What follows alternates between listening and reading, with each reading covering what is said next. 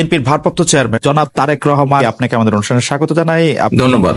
আমাদের শুভেচ্ছা এবং কৃতজ্ঞতা জানবেন। একটু নামাজি হলে, সৎ হলে, মিথ্যা না বললে, চলাফেরা যদি একটু পরিচ্ছন্ন পরিশুদ্ধ মনে হয়, বলে ও জামাত হয়ে গেছে। এটা থেকে কিন্তু তখন আমরা জামাতে ইসলামীকে বলতে শুনেছি যে বিএনপি নির্বাচনের জন্য অস্থির হয়ে গেছে, এখনো আসলে নির্বাচনটা করা যাবে না। এখন আবার জামাত ইসলামী বলতেছে যে না, 2025-এর ডিসেম্বর থেকে জুন পর্যন্ত যেহেতু উনি চেয়েছেন, আমরা চাই রমজানের আগে এটি শেষ করা হোক। তো এইটি একটু শিফট কিনা? প্রফেসর ডক্টর মোহাম্মদ ইউনূস এই 2025-এর ডিসেম্বর থেকে 2026 পর্যন্ত জুনের এই সময়সীমা নির্বাচনের জন্য বেঁধে দিয়েছিলেন আসলে 2024-এর ডিসেম্বর। 17 এপ্রিলের 17 তারিখে এসে আমরা এটি নিয়ে আলোচনা করছি, কারণ জামায়াতে ইসলামী তখন কিন্তু প্রফেসর ইউনূসের ওই বক্তব্যের সাথে সম্মতি জ্ঞাপন করেন নাই।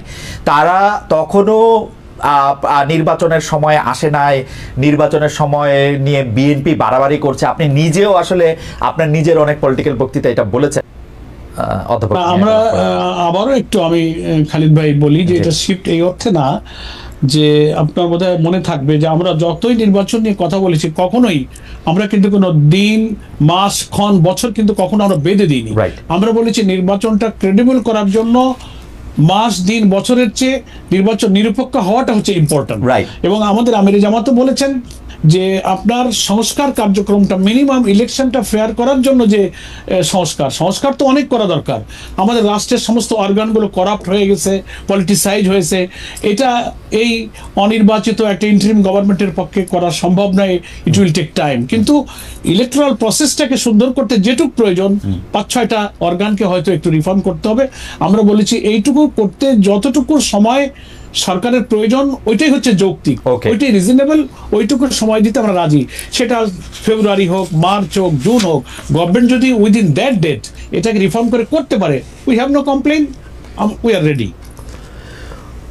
ওকে, কিন্তু আপনার কথা থেকেই বোঝা যাচ্ছে যে আপনারা আগে কোনো ডেট দেন না, এখন আপনারা ডেটের ব্যাপারে কথা বলছেন। এইটুকু শিফট কি আপনারা মানছেন কিনা? মানে অনেকে বলছেন যে আপনারাই এনসিপি কে বা বৈষম্য বিরোধী ছাত্র আন্দোলনকে বলতেছিলেন যে এখন আসলে আপনারা নির্বাচন চান না, নির্বাচন পরে হোক, আগে সংস্কার হোক, আগে বিচার হোক, তারপরে নির্বাচন হোক। এখন আপনারা বলে অনেকে বলছেন যে এনসিপি থেকে আপনাদের যে সমর্থনের হাত সেটি আপনারা সরিয়ে নিয়েছেন, আপনারা এখন আবার বিএনপির দিকে ঝুঁকছেন। এটি একটি বলার।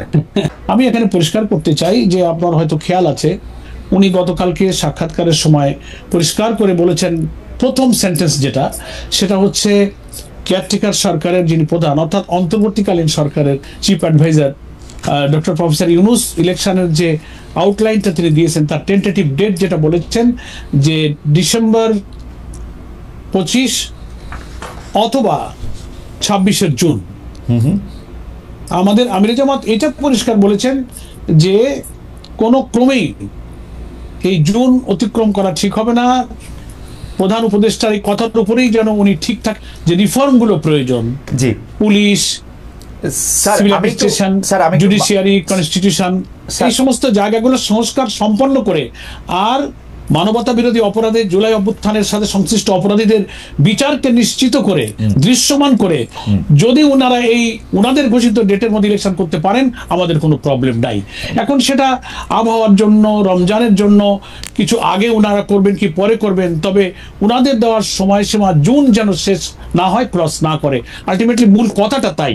এখন এখান থেকে অনেকে ব্যাখ্যা নানা রকম করতে না, আমরা তা বলি না খালিদ ভাই, এই কারণে বলি না যে একটা গণতান্ত্রিক দেশে, গণতান্ত্রিক রাজনৈতিক নিয়মতান্ত্রিক এবং পার্লামেন্টারি সিস্টেম অফ ডেমোক্রেসি যে দেশে রাজনীতিতে আছে, সেই দেশে আমরা জুলাই অভ্যুত্থানের মধ্য দিয়ে নির্বাচিত জনপ্রতিনিধিদের কাছে ক্ষমতা হস্তান্তরের যে কমিটমেন্ট আমরা জনগণের কাছে করেছি, এবং প্রফেসর ডক্টর ইউনূসও অলরেডি তিনিও কমিটেড টু দ্য পিপল।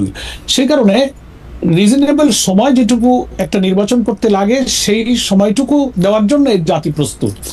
সেটার জন্য 5 বছর সময়, এটা আমার মনে হয় কেউই, মানে একটা ফ্রি ইলেকশনের জন্য 5 বছর সময় প্রয়োজন হয় না, তার আগেই কিন্তু সংস্কার শেষ করে সুষ্ঠু নির্বাচন দেওয়া সম্ভব। এই জন্য পাবলিক বা জনগণের একটা অংশ নানান কনটেক্সটে এই ধরনের ধারণা করাটাও তাদের দোষণীয় নয়, কারণ বর্তমান অন্তর্বর্তীকালীন সরকারের শাসনকালে কিছু সমালোচনাও যেমন আছে, আবার বিগত রমজান আমরা পার করেছি, আমাদের দ্রব্যমূল্য, আমাদের বিদ্যুৎ, আমাদের রেমিটেন্স, আমাদের পার ক্যাপিটা ইনকাম, আমাদের জিডিপি, নানান জায়গায় সূচক ভালো, এই প্রশংসাটা সবাই করছে। সে কারণে সাধারণ মানুষ যারা অত রাজনীতি সচেতন নয়, পলিটিক্সের অত ব্যাখ্যা, গঠনতন্ত্র, সংবিধান, পার্লামেন্টারি সিস্টেম অফ ডেমোক্রেসি এত কিছু বুঝতে রাজি না, তারা মনে করে ভালোই তো আছি। সেই কনসেপশনে একটা পাবলিক পারসেপশন হতেই পারে, আমরা এটাকে কখনো দূষণীয় বলে করি না, কিন্তু বিং এ পলিটিক্যাল পার্টি আমাদের সংবিধান, আমাদের গঠনতন্ত্র, এগুলোর দিকে নজর রাখলে আমাদের কথা তো নিয়মতান্ত্রিক, আমাদের সংবিধান, আমাদের সাংবিধানিক এবং পার্লামেন্টারি সিস্টেমের দিকে তাকিয়ে একটা অন্তর্বর্তীকালীন সরকার আসলে তার কি দায়িত্ব, তিনি কি কমিটমেন্ট জাতির কাছে দিয়েছেন, সেগুলো সামনে রেখে আমাদের কথা বলতে হয়। সেজন্য আমরা আমাদের কথা বলছি যে আমরা নির্বাচনমুখী দল, আমরা একটা নির্বাচন সুষ্ঠুভাবে করতে যতটুকু গ্রহণযোগ্য সময় আমরা সরকারকে তা দিতে রাজি। অলরেডি গভর্নমেন্ট ইতিমধ্যে একটা টেন্টেটিভ আইডিয়া দিয়ে দিয়েছেন, আমরা তার উপরেই যেন সরকার ঠিক থাকে, এই জন্য আমরা এটাই বলেছি, এটি আমাদের ভাই। মানে স্যার, জিনিসটা যেটা হইলো, আমরা এতদিন পর্যন্ত আমার আন্ডারস্ট্যান্ডিং ছিল যে জামায়াতে ইসলামীর একটা আন্ডারস্ট্যান্ডিং হইলো যে যদি এখন ভোট হয় তাহলে জামায়াতে ইসলামী হয়তো পাওয়ারে আসবে না, পাওয়ারে আসবে হচ্ছে বিএনপি, বরং এই সরকার ক্ষমতায় থাকলে জামায়াতে ইসলামী যেগুলি করতে চায়, বিভিন্ন বিশ্ববিদ্যালয়ে ভিসি দেওয়া, বিভিন্ন জায়গায় তাদের জামায়াতে ইসলামীর মাইন্ডেড লোককে বসানো, যেটি সম্ভব হচ্ছে বা হয়েছে, সেটি এই সরকার থাকলে যতটা সম্ভব, বিএনপি সরকার আসলে এটি একটু কম সম্ভব বা কম। এই জায়গা থেকে কি এই সরকারের প্রতি এক ধরনের সহানুভূতি, এক ধরনের সমর্থন ছিল, এরকম অনেকে মনে করতেছেন? জামাত ইসলামী তো এখনই যতটা পাওয়ারে আসে, অন্য একটা দল যদি পাওয়ারে আসে তাহলে তো জামাত ইসলামী এতটা পাওয়ারফুল থাকবে না। আপনি জামাত ইসলামীকে কোথায় পাওয়ারে দেখলেন? আমি তো এত দেখি না। আমরা কত মানুষের কত অনুরোধ করি, কত সুবিধা অসুবিধা দূর করার জন্য বলি, আমাদের কত 10টা বললে একটা হয়তো শোনে, কিন্তু আপনার বর্ণনা আর কিছু কিছু মিডিয়া এমন ভাবে জিনিসটাকে সবাই বলে যে সবগুলি বিশ্ববিদ্যালয় কি সুডো আপনাদের দখলে, শিক্ষক প্রশাসন থেকে শুরু করে উপাচার্য। না, এটা ঠিক না। আপনি চেক করেন, দেখেন কয়টা পাবলিক ইউনিভার্সিটি, কয়টা প্রাইভেট ইউনিভার্সিটি, কয়টা লোক। আমি তো দেখি না যে আমার দলীয় কোনো একটা লোক কোনো বিসি হয়ে আছে। মানে একটা লোক একটু ভালো হলে, সৎ হলে, মুখে একটু দাড়ি হলে, একটু নামাজি হলে বলে আরে এই লোকটা জামাতের লোক। এটা একটা আলোচনা। আমি আপনাকে খালি দিয়ে একটা উদাহরণ দিই। আমার ডিসি একবার, আমি তখন মোস্ট প্রবাবলি এমপি ছিলাম, তো কিছু ঠিকাদার কন্ট্রাক্টররা নানান ভাবে, ওরা তো আনডিউ প্রিভিলেজ চায়, তার কাছে গিয়ে কিছু তাদের বিল টিল আনার জন্য গিয়েছে। তো গিয়ে বলছে যে ডিসি সাহেবকে যে স্যার আমাদের এই কাজগুলো একটু করে দেন, আমরা আপনাকে, ওরা আনডিউ কিছু প্রিভিলেজ দেওয়ার জন্য কিছু অফার টফার দিয়েছে আর কি। কিন্তু ডিসি সাহেব সৎলোক ছিলেন, উনি একেবারে রিফিউজ করেছেন এবং খুব অসন্তুষ্ট হয়েছেন। ওই লোকগুলো ফেরত এসে আমাকে বলছে, পরোয়ার ভাই, খুলনার যে ডিসি এ বেটা জামাত করে। আমরা একটু কিছু টাকা দিতে চাইলাম, টাকা নিতে চাইলো না, অথচ ডিসি সাহেবকে আমি চিনতাম। কখনোই সে কোনো দলীয় কোনো কিছু লোক না, আমাদের কোনো দলীয় লোক না, একটা ভদ্রলোক, একটা অনেস্ট পার্সন। এই জন্য খালিদ ভাই, এটা একটা পারসেপশন হয়েছে যে জামাত ইসলামী সরাসরি মিথ্যা বলতে চায় না। আমরা সরাসরি তো বলি না, আমরা পরোক্ষ বা অসরাসরিও কখনো মিথ্যা বলি না। আপনার প্রশ্ন এড়ায় যান আর কি, যেই প্রশ্ন একটু আনকমফোর্টেবল, এটা আপনার একটু এড়ায় যান। অন্য পলিটিক্যাল পার্টির মতো রিঅ্যাক্ট অ্যাক্ট করেন না, মিথ্যা বলেন না, ঠিক এড়ায় যান আর কি। আমি এটার উদাহরণ একটু পরে দিব পরার ভাই আপনাকে। যাই হোক, এইটা যদি আপনি একটু বলেন। ঠিক আছে, তো আমি এইটা একটু বলে নিই। আপনি যেটা শুরু করেছেন আজকে, আমাদের সম্মানিত আমিরে জামাত মিট দ্য প্রেসে এটা খুব পরিষ্কার করেছেন যে আমি যেহেতু ওনার রেগুলার আমাদের সফর ছিল Belgium, Brussels, UK, European union, commission, বিভিন্ন সংস্থার সাথে উনি বসেছেন। তো উনি কিছুদিন আগে উনি লন্ডনে গিয়েছিলেন, তো তখন সংক্ষিপ্ত সফর শেষ করে উনি চলে এসছেন। ওনার পরিবারের সদস্য লন্ডনে থাকে, তো যেহেতু উনি গেলেন, উনি এই চিন্তাতেই গিয়েছেন, সিনসিয়ারলি স্পিকিং খালিদ ভাই, যে যাদের সঙ্গে দীর্ঘ সময় রাজনীতি করলাম, উনি তিনবারের সাবেক প্রধানমন্ত্রী, আমাদের একজন শ্রদ্ধেয় সহকর্মী, এখন একদিকে তিনি অসুস্থ, আবার একদিকে তিনি মজলুম, তার উপরে অনেক জুলুম করা হয়েছে। তো উনি চেষ্টা করেছিলেন যাবার আগে একটু অসুস্থ অবস্থায় ওনাকে কুশল বিনিময় করতে যাওয়ার, যে কোনো কারণেই হোক সে যাওয়াটা আর হয়নি। তো যেহেতু লন্ডন যাচ্ছি, সুযোগ পেলে উনি কেমন আছেন ওনার সাথে একটু কুশল বিনিময় করে আসবো, এইটা উনি চিন্তা করে ব্রাসেলস, বেলজিয়াম সেরে যখন লন্ডনে আসলেন, এসেই তিনি ওনার সঙ্গে দেখা করতে গেলেন। আর ওনার ছেলে বিএনপির ভারপ্রাপ্ত চেয়ারম্যান জনাব তারেক রহমানের বাসায় যেহেতু উনি আছেন, তো ওখানে দেখতে গেলে তো ওনার ছেলের সাথেও দেখা হবে।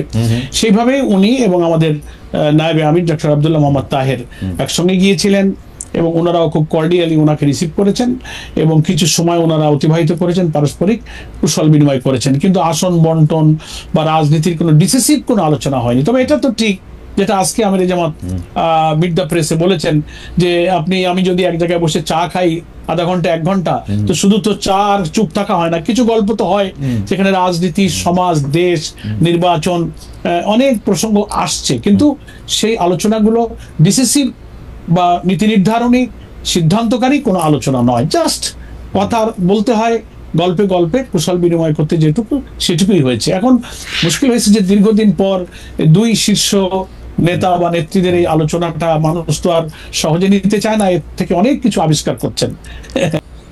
জামায়াত আর বিএনপির মধ্যে কি আবার পুনর্বন্ধুত্ব তৈরি হবে? আমি বুঝতে পেরেছি খালিদ ভাই, আমি এই প্রসঙ্গটাই আসবো। তার আগে একটু শুরুটা করে নেই যে বিএনপির সঙ্গে জামাতের আপনার বক্তব্য অনুযায়ী যে কিছু দূরত্ব বা সমালোচনামূলক বক্তব্য উভয় পক্ষে হয়েছে, এটা মিডিয়াতে নানানভাবে এসছে। এই ব্যাপারে আমাদের পরিষ্কার বক্তব্য হলো যে জুলাই অভ্যুত্থানের পরে আওয়ামী ফ্যাসিবাদীর পতিত স্বৈরাচার যখন বিদায় নিল, রাজনীতিতে তারাই ছিলেন আমাদের সকলের প্রতিপক্ষ। আমরা তাদের বিরুদ্ধে তো জোটবদ্ধ আন্দোলন করেছি, লং টাইম করেছি, সকলেই আমরা নির্যাতিত। জামাত শুরুতে আমাদের উপর আক্রমণ এসেছে, শেষ জুলুম আমার শিকার হয়েছে আমাদের দলকে নিষিদ্ধ করে।